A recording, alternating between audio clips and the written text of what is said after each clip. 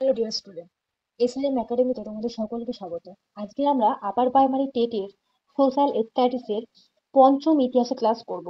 আজকে আমি তোমাদের ইতিহাসের মগধের উত্থান এই অধ্যায়টি পড়াবো। আমি এর আগের ক্লাসগুলোতে ইতিহাসের প্রতিটি অধ্যায় ভিত্তিকভাবে ক্লাস তোমাদেরকে করিয়েছি। যারা আগের ক্লাসগুলি এখনো পর্যন্ত করোনি তারা আগের ক্লাসগুলি অবশ্যই করে নেবে। আর চ্যানেলটিতে যদি নতুন হয়ে থাকো তাহলে অবশ্যই সাবস্ক্রাইব করে পাশে থাকবে।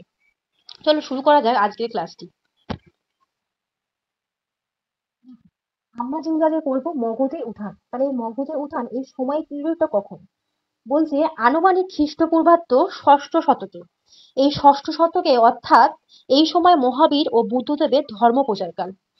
এই সময়ে উত্তর ভারতে বা আর্যবর্তের যখন ষোড়শ মহাজনপদ বা ১৬টি ক্ষুদ্র ক্ষুদ্র রাষ্ট্র বিভক্ত ছিল, সেই ১৬টি ক্ষুদ্র ক্ষুদ্র রাষ্ট্রকে আমরা জানি একসাথে বলা হয় ষোড়শ মহাজনপদ। এই ষোড়শ মহাজনপদের মধ্যে চারটি রাজ্য খুব শক্তিশালী হয়ে গড়ে উঠেছিল। সেই চারটি রাজ্য কি কি? না, অবন্তী, বর্ষ, কৌশল, মগধ।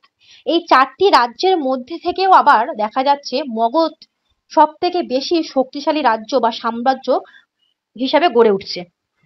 এই মগধ সাম্রাজ্য গড়ে ওঠার পিছনে যে চারটি রাজবংশ আছে, সেই চারটি রাজবংশ তোমরা দেখতে পাচ্ছ। এখন দেখো, প্রথমে যেটা আসছে সেটা হলো হর্ষঙ্গ বংশ। এই হর্ষঙ্গ বংশের প্রতিষ্ঠাতাই হলো বিম্বিসার। তাহলে এই মগধের উত্থান, মগধের সাম্রাজ্যটা গড়ে উঠছে যেটা, প্রথমে আসছে হর্ষঙ্গ বংশ। হর্ষঙ্গ বংশের প্রতিষ্ঠাতাই হলো বিম্বিসার। তারপরে বিম্বিসারের পুত্র অজাতশত্রু বিম্বিসারকে হত্যা করে অজাতশত্রু সিংহাসনে বসে। তারপরে দেখা যাচ্ছে অজাতশত্রুর পুত্র উদয়ন অজাতশত্রুর পরে সিংহাসনে বসে। অজাতশত্রুর তিনটে পুত্রের কথা বলা হয়। এখানে তোমরা দেখতে পাচ্ছ অজাতশত্রুর পরে উদয়ন সিংহাসনে বসে, কিন্তু উদয়ন ছাড়াও অজাতশত্রুর আরো দুটো ছেলে ছিল। তার মধ্যে নাগাদর্শক ছিল এই হর্ষঙ্গ বংশের শেষ রাজা। তাহলে হর্ষঙ্গ বংশের প্রতিষ্ঠাতা হলো বিম্বিসার এবং হর্ষঙ্গ বংশের শেষ রাজা হলো নাগাদর্শক। এটা তোমরা মনে রাখবে। এর পরে আমি আসি, হর্ষঙ্গ বংশের পরের বংশ হলো শিশুনাগ বংশ। এই শিশুনাগ বংশের প্রতিষ্ঠাতাই হলো শিশুনাগ এবং শিশুনাগ বংশের শিশুনাগের ছেলে হলো কালাশোক। তাহলে শিশুনাগ বংশের প্রতিষ্ঠাতা হলো শিশুনাগ এবং শেষ রাজা হলো কালাশোক। হর্ষঙ্ক বংশ, শিশুনাগ বংশ, তার পরের পিরিয়ড শুরু হচ্ছে নন্দ বংশ। কালাশোককে হত্যা করে মহাপদ্মনন্দ নন্দ বংশ প্রতিষ্ঠা করছে। তাহলে শিশুনাগের শেষ রাজা যে কালাশোক, সেই কালাশোককে হত্যা করে নন্দ বংশ প্রতিষ্ঠা করছে মহাপদ্মনন্দ এবং মহাপদ্মনন্দের ছেলে ধননন্দ। তারপরে দেখা যায় ধননন্দের হত্যা করে চন্দ্রগুপ্ত মৌর্য মৌর্য বংশ প্রতিষ্ঠা করে এবং চন্দ্রগুপ্তের পরে আসে বিন্দুসার, তারপরে অশোক। তোমরা এখান থেকে খুব ভালোভাবে মনে রাখতে পারবে যে একটি সাম্রাজ্যের পর পর যে ধাপগুলো তৈরি হয়েছে, যেমন বিম্বিসারের পরে অজাতশত্রু, তারপরে উদয়ন, এটা হর্ষঙ্গ বংশ একটা পিরিয়ড যাচ্ছে। তারপরে আসছে শিশুনাগ বংশ। শিশুনাগ বংশ তোমাদের মনে রাখতে হবে এখানে প্রতিষ্ঠাতাকে, না শিশুনাগ, আর শেষ রাজাকে কালাঘোষ। তোমরা এখান থেকে খুব ভালোভাবে এটা মনে রাখতে পারবে। তারপরে যেটা শুরু হচ্ছে নন্দবংশ। নন্দবংশের প্রতিষ্ঠাতাই হলো মহাপদ্মনন্দ এবং শেষ রাজা, নন্দবংশের শেষ রাজা ধনরত্ন। এর পরে আসি মৌর্য বংশ। মৌর্য বংশ চন্দ্রগুপ্ত মৌর্য যে ধননন্দকে হত্যা করে মৌর্য বংশ প্রতিষ্ঠা করছে। তারপরে চন্দ্রগুপ্তর ছেলে বিন্দুসার এবং তারপরে আসে অশোক। অশোক বা মৌর্য বংশটাকে আমি ডিটেলসে ক্লাস করাবো। আজকে আমি তোমাদেরকে এই হর্ষ বংশ এবং শিশুনাগ বংশ এবং নন্দ বংশ, এই তিনটে বংশ থেকে বহু পরীক্ষা আসা বিগত বছরের আমি ইম্পর্টেন্ট কিছু এমসিকিউ তোমাদেরকে এখন করাবো, যেগুলো তোমাদের আপার প্রাইমারি সোশ্যাল স্ট্যাটাসের জন্য খুবই ইম্পর্টেন্ট হতে চলেছে। চলো তাহলে শুরু করা যাক। দেখো, আমার প্রথম প্রশ্নটা কি বলছে। প্রথম প্রশ্ন বলেছে, ভারতে ষষ্ঠ শতাব্দী খ্রিস্টপূর্বাব্দে কোন রাজ্যটি সর্বপ্রথম শক্তিশালী সাম্রাজ্যে পরিণত হয়েছিল? তোমাদেরকে আমি বলেছি মগধ সাম্রাজ্যটি গড়ে উঠেছিল ষষ্ঠ শতাব্দীতে। তাই বলছে ভারতের ষষ্ঠ শতাব্দীর খ্রিস্টপূর্বাব্দে কোন রাজ্যটি সর্বপ্রথম শক্তিশালী সাম্রাজ্যে পরিণত হয়েছিল? অপশানে বলছে কৌশল, মগধ, অঙ্গ, বৎস। তাহলে এর মধ্যে সঠিক অ্যান্সার কোনটা হয়ে যাবে? না, সঠিক অ্যান্সার এখানে হলো অপশন বি, মগধ। তাহলে ষষ্ঠ শতাব্দীতে মগধে সব থেকে শক্তিশালী সর্বপ্রথম রাজ্য হিসেবে গড়ে ওঠে। এবার মগধ থেকে তোমাদের কিছু ইম্পর্টেন্ট পয়েন্ট বলা হয়েছে এখানে। মগধ প্রথম শক্তিশালী রাজ্যে পরিণত হয়। যে 16টি রাজ্যের কথা বলেছি, যে 16টি রাজ্যকে একসঙ্গে ষোড়শ মহাজনপদ বলে, সেই 16টি রাজ্যের মধ্যে সবচেয়ে শক্তিশালী রাজ্য ছিল মগধ। এই মগধের রাজধানী ছিল রাজগৃহ। প্রথমে এই মগধের রাজধানী ছিল রাজগৃহ, যেটি বিম্বিসার করেছিল, বিম্বিসার প্রতিষ্ঠা করেছিল। কিন্তু বিম্বিসারের পরে তার পুত্র অজাতশত্রু এই রাজগৃহ থেকে রাজধানীটাকে স্থানান্তরিত করে পাটলিপুত্র। তাহলে মগধের প্রথম রাজধানী ছিল রাজগৃহ, তারপরে অজাতশত্রু এটাকে স্থানান্তরিত করে পাটলিপুত্রে। এটা তোমরা মনে রাখবে। নেক্সট প্রশ্ন দেখো,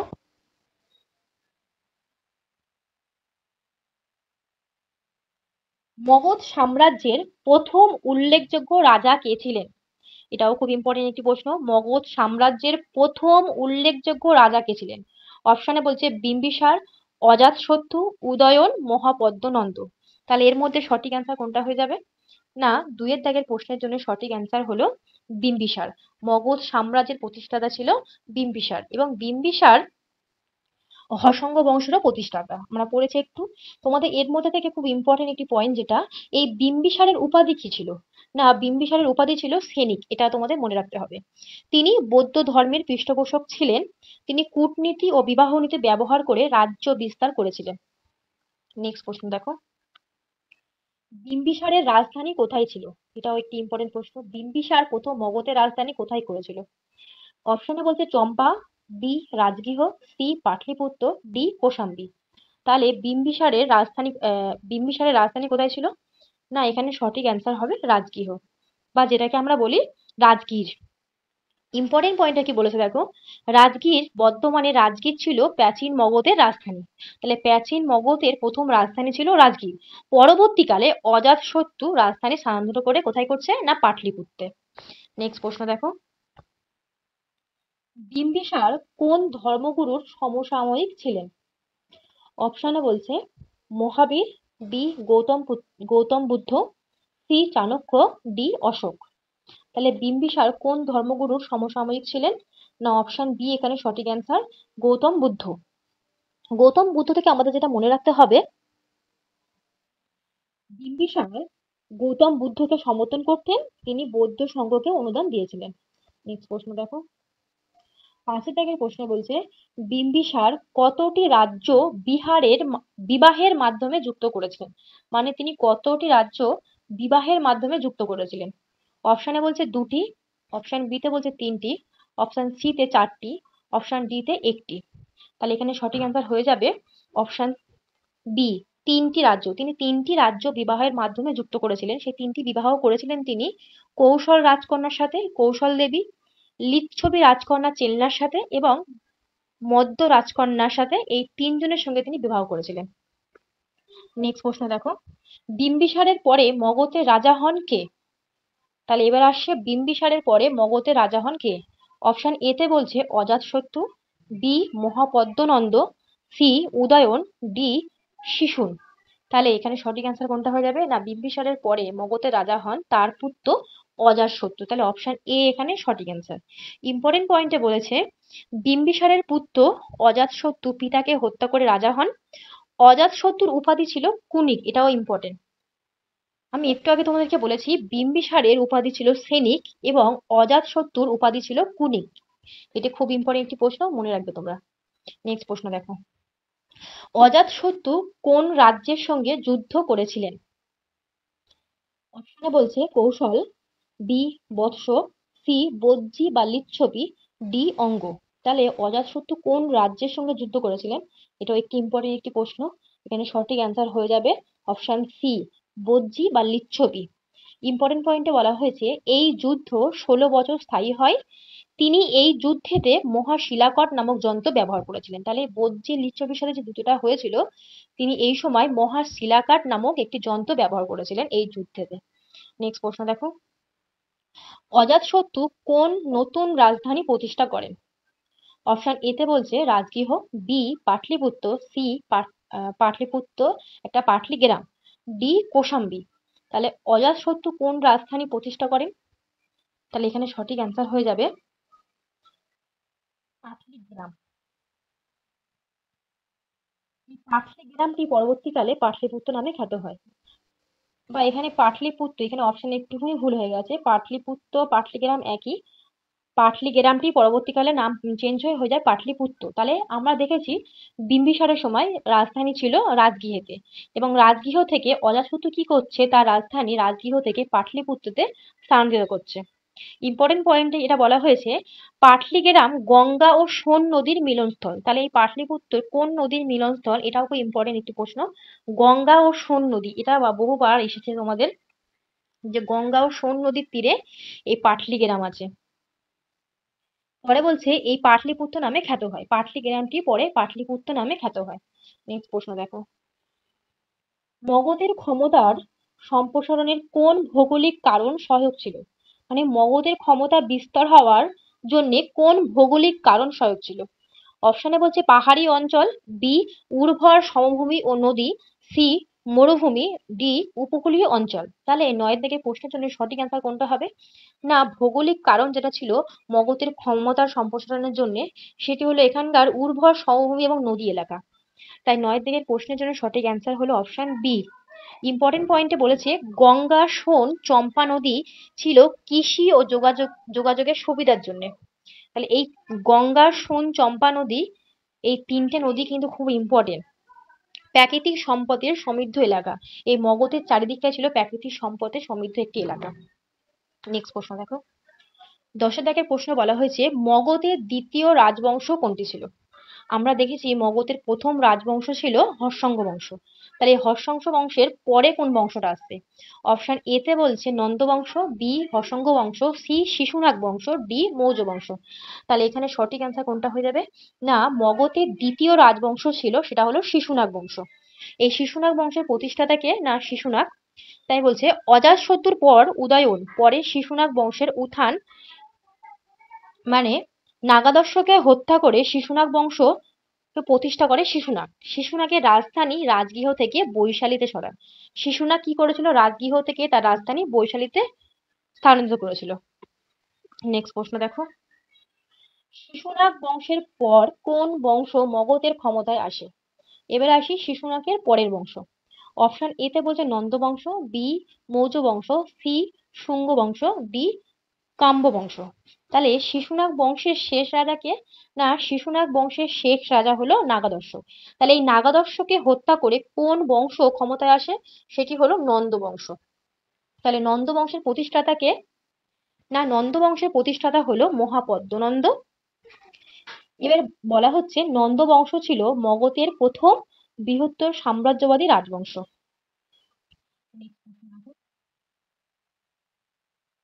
মহাপদ্ম নন্দকে ইতিহাসে কোন নামে অভিহিত করা হয়? এটা ভেরি ভেরি ইম্পর্টেন্ট একটি প্রশ্ন। মহাপদ্ম নন্দকে ইতিহাসে কোন নামে অভিহিত করা হয়, বা উপাধির মধ্যেও পড়ছে এটা? অপশনে বলছে মগধের নরপতি, বি বলছে প্রথম সর্বজয়ী রাজা, সি একছত্র সম্রাট, ডি নন্দেশ্বর। তাহলে মহাপদ্ম নন্দকে ইতিহাসে কোন নামে অভিহিত করা হয়েছে? না, একছত্র সম্রাট। অপশন সি এখানে সঠিক অ্যান্সার। ইম্পর্টেন্ট পয়েন্টে কি বলেছে দেখো, তিনি ক্ষত্রিয় বংশের শাসকের পরাজিত করেন, সমগ্র উত্তর ভারত তার শাসনে আসে। নেক্সট প্রশ্ন দেখো, নন্দ বংশের শেষ রাজা কে ছিলেন? এটি খুব ইম্পর্টেন্ট একটি প্রশ্ন। নন্দ বংশের শেষ রাজা ছিলেন ধনরত্ন। বহু পরীক্ষায় আসা প্রশ্ন এগুলো। তাই অপশন এ এখানে সঠিক অ্যান্সার। নন্দ বংশের প্রতিষ্ঠাতা ছিলেন মহাপদ্মনন্দ এবং শেষ রাজা ছিলেন ধনরত্ন।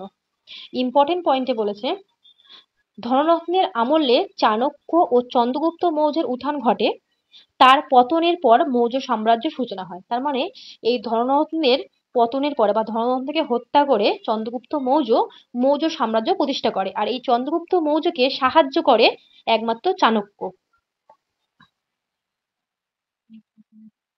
মগধ সাম্রাজ্য পতনের কারণের মধ্যে কোনটি প্রধান? মগধ সাম্রাজ্য পতন বা ধ্বংসের কারণের মধ্যে এর মধ্যে কোনটি প্রধান? অপশনে বলছে দুর্বল শাসক, বি বাহিক আক্রমণ, সি অন্ততন্ত্র, ডি ধর্মীয় সংঘাত। তাহলে 14 দাগের প্রশ্নের জন্য সঠিক অ্যান্সার কোনটা হবে? না, দুর্বল শাসক। এখানে দুর্বল শাসকের জন্য মগধ সাম্রাজ্য পতনের একটি কারণ বলতে পারি আমরা। ইম্পর্টেন্ট পয়েন্টে বলা হয়েছে ধনরত্নের অহংকার ও প্রজাদের প্রতি অবজ্ঞা রাজ্যের পতনের কারণ ছিল। নেক্সট প্রশ্ন দেখো, মগধ রাজ্যের রাজনৈতিক উত্থানের মূল ভিত্তি কি ছিল? মগধ রাজ্যের রাজনৈতিক উত্থানের মূল ভিত্তি কি ছিল? অপশন এ তে বলছে ধর্ম, বি সেনা শক্তি ও অর্থনৈতিক সমৃদ্ধি, সি কৃষি, ডি সংস্কৃতি। তাহলে মগধ রাজ্যের রাজনৈতিক উত্থানের মূল ভিত্তি ছিল সেখানকার সেনা শক্তি এবং অর্থনৈতিক সমৃদ্ধি। অপশন বি এখানে সঠিক অ্যান্সার। ইম্পর্টেন্ট পয়েন্টে বলেছে মগধ ছিল শক্তিশালী সেনাবাহিনী ও লোহার অস্ত্র দিয়ে তৈরি করা যন্ত্রে তারা নানা রকম ব্যবহার জানতো। তাই বলছে লোহা উৎপাদনকারী এলাকা মগধের পাশেই ছিল। নেক্সট প্রশ্ন দেখো, অজাতশত্রুর পর কোন রাজা রাজ্যকে একত্রে রাখেন? তাহলে অজাতশত্রুর পরে কোন রাজা তার রাজ্যকে একত্রে রেখেছিলেন? অপশনে বলছে Udayan, B Shishunaga, C Mahapadmananda, D Bimbisara. যেহেতু এখানে অজাতশত্রুর পরের কথা বলা হয়েছে, তাহলে নিশ্চয়ই এখানে অজাতশত্রুর পরে মানে তার ছেলে বা তার পুত্র উদয়নের কথা বলা হচ্ছে। তাহলে অপশন এ এখানে সঠিক অ্যান্সার। শিশুনাগ, মহাপদ্মনন্দ, বিম্বিসার এগুলো তো আসতে পারে না অপশন। তাই অজাতশত্রুর পরে তার পুত্র তার সাম্রাজ্য বা তার রাজ্যকে একত্রে রাখেন। ইম্পর্টেন্ট পয়েন্টে কি বলেছে দেখো, নাগা দর্শক হর্ষঙ্গ বংশের শেষ রাজা। আমি আবার বলেছি হর্ষঙ্গ বংশের শেষ রাজা ছিল উদয়ন কিন্তু নয়, হর্ষঙ্গ বংশের শেষ রাজা নাগা দর্শক। এই নাগা দর্শক কার ছেলে ছিল বা কার পুত্র ছিল? তখন বলতে হবে অজাতশত্রুরই পুত্র ছিল নাগা দর্শক। তার মৃত্যুর পরে মানে নাগা দর্শকের মৃত্যুর পর শিশুনাগ বংশের উত্থান হয়। শিশুনাগ নাগা দর্শককে হত্যা করে শিশুনাগ বংশ প্রতিষ্ঠা করে। নেক্সট প্রশ্ন দেখো, মগধ সাম্রাজ্যের বিস্তার প্রধানত কোন অঞ্চলে হয়েছিল? খুব ইম্পর্টেন্ট একটি প্রশ্ন। এতে বলছে পশ্চিম ভারত, বি দক্ষিণ ভারত, সি উত্তর পূর্ব ভারত, ডি উত্তর ভারত। তাহলে এখানে সঠিক অ্যান্সার কোনটা হয়ে যাবে সর্বদাকের প্রশ্নের জন্য? না, অপশন ডি এখানে সঠিক অ্যান্সার, উত্তর ভারত। উত্তর ভারতে মগধ সাম্রাজ্যের বিস্তার লাভ করেছিল। ইম্পর্টেন্ট পয়েন্টে বলছে গঙ্গা উপত্যকার সমগ্র এলাকা মগধের শাসনে আসে। নেক্সট প্রশ্ন দেখো, মগধের শক্তিশালী হওয়ার আরেকটি কারণ কি ছিল? মগধ আমরা দেখলাম 16টি মহাজনের পদের মধ্যে সবচেয়ে শক্তিশালী রাজ্য হিসেবে গড়ে উঠেছিল মগধ। এই মগধ সবচেয়ে শক্তিশালী রাজ্য হয়ে গড়ে ওঠার পিছনে কারণটি কি ছিল? অপশন এ বলছে প্রাকৃতিক দুর্গ প্রাচীর, বি বলছে ধর্মীয় ঐক্য, সি শিল্প বিপ্লব, ডি বিদেশি সাহায্য। তাহলে এখানে সঠিক অ্যান্সার কোনটা হয়ে যাবে? না, প্রাকৃতিক দুর্গ প্রাচীর। এর চারিদিকটা ছিল পাহাড় এবং নদী দিয়ে ঘেরা, তাই এখানে সহজেই শত্রুদের হাত থেকে রক্ষা পাওয়া যেত। তাই ইম্পর্টেন্ট পয়েন্টে বলেছে চারিদিকে পাহাড়, নদী, বন ছিল প্রতিরক্ষার জন্য উপযোগী। নেক্সট প্রশ্ন দেখো, কোন নদী মগধ রাজ্যের জীবনরেখা হিসাবে পরিচিত? এটাও ইম্পর্টেন্ট। মগধ রাজ্যের জীবনরেখা বা মগধের মধ্যে আমরা কোন নদীগুলো দেখলাম? অপশনে বলছে যমুনা, বি গঙ্গা, সি সোন, ডি গঙ্গা ও সোন উভয়। তাহলে এখানে সঠিক অ্যান্সার হয়ে যাবে অপশন ডি গঙ্গা ও সোন উভয়, যেটি মগধের রাজ্যের জীবনরেখা হিসেবে গড়ে উঠেছিল। ইম্পর্টেন্ট পয়েন্টে বলছে এই গঙ্গা ও সোনের তীরবর্তী এলাকায় নদী দুটি কৃষি, পরিবহন ও প্রতিরক্ষা ব্যবস্থার সহায়ক ছিল। অজাতশত্রু কোন যন্ত্র উদ্ভাবন করেছিলেন যুদ্ধের জন্য?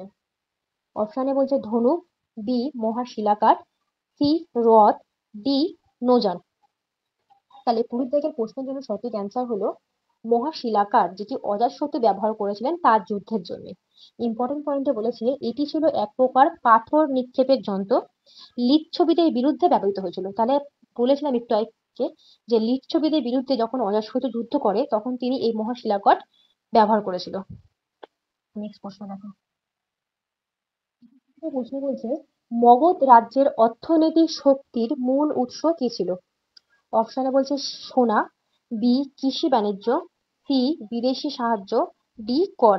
তাহলে অর্থনৈতিক শক্তির মূল উৎস ছিল এখানে যে মগধ সাম্রাজ্য থেকে, সেটা হলো কৃষি এবং বাণিজ্য। নদী তীরবর্তী উর্বর ভূমি কৃষির জন্য উপযোগী ছিল এবং বাণিজ্য কেন্দ্র ছিল পাটলিপুত্র। তাহলে মগধের রাজধানী যেটা দেখলাম আমরা পাটলিপুত্র, সেটি ছিল বাণিজ্য কেন্দ্রের জন্য। নেক্সট প্রশ্ন দেখো,